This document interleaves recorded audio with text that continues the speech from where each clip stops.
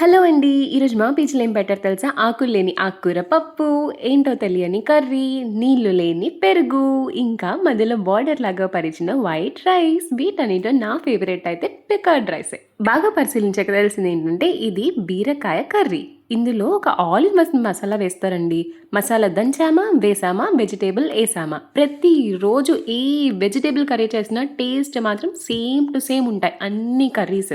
ఆ all in one masala ఇలా ఏమేస్తారో తెలీదు కానీ పర్లేదు. టేస్ట్ అయితే బానే ఉంటది. తినేసేయొచ్చు. నాకు కింద ఆ మెస్‌లో కూర్చొని అందరితో పాటి తినడం ఎందుకో నాకంత నచ్చదు.